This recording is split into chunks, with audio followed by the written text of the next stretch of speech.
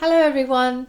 Today we're going to make salt and chili squid, also known as salt and pepper squid. You may be able to find this in your local takeaway, but I think the chicken wings and the ribs version are a lot more popular, but they're all really tasty and each have their own flavours and texture. This is another recipe that requires frying, and I like to do an in-between of deep and shallow frying, just because I don't know what to do with so much oil afterwards. I mean, it's not like I can put it back in the bottle, so if you have any ideas, do let me know in the comment box down below. But for now, let's get started. You will need 2 frozen squids with a defrosted weight of around 190 grams, 2 teaspoons of salt, 1 teaspoon of white pepper, 1 teaspoon of 5 spice, 1 egg, around 80 grams of corn flour, 2 cloves of garlic, 1 tablespoon of Chinese cooking wine, fresh chilli, but I'll only be using half, and oil for frying. We want the garlic cut into small pieces, so first slice it and then dice it.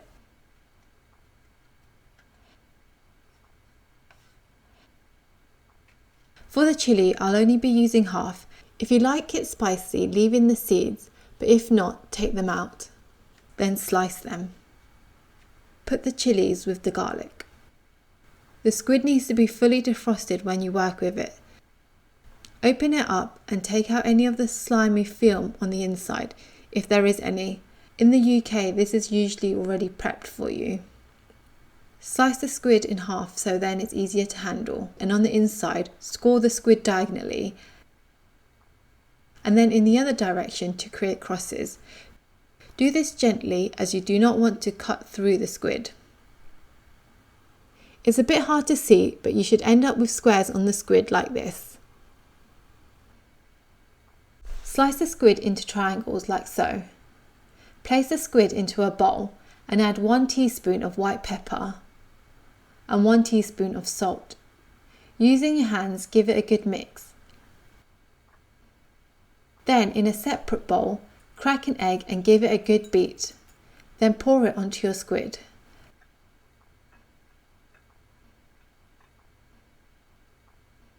Add 4 teaspoons of corn flour onto the squid and mix it well.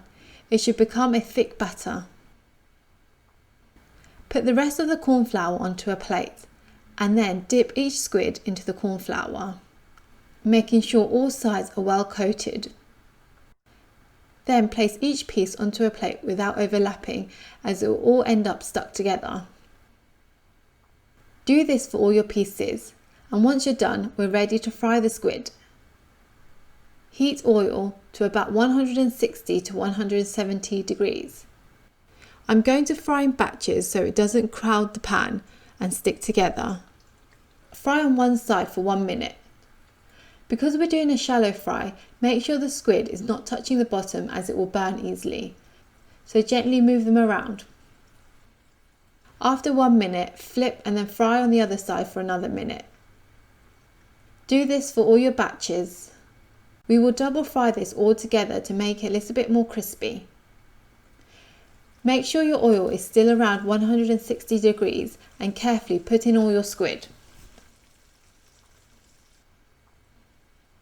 Move them around to make sure they don't stick to each other and don't burn.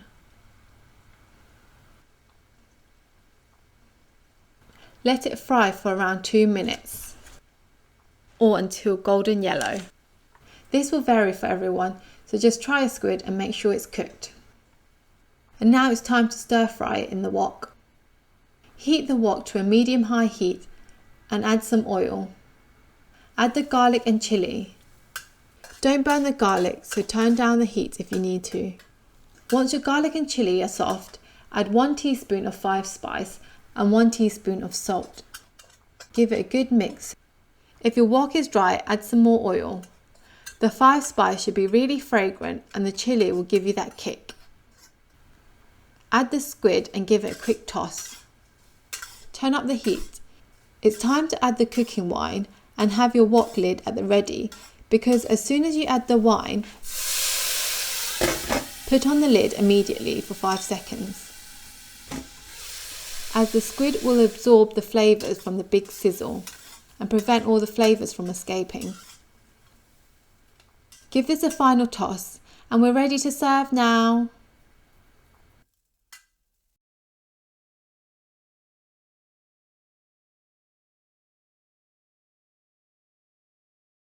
Here's the salt and chilli squid, and it smells so good because of the 5 spice, but there's still a kick in the air from the chillies, so be warned about that.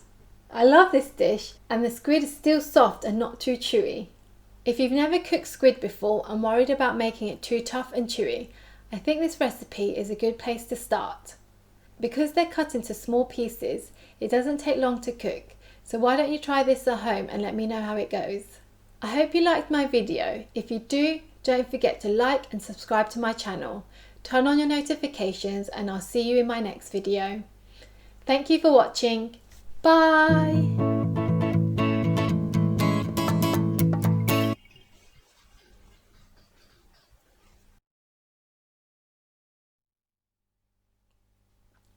Hello!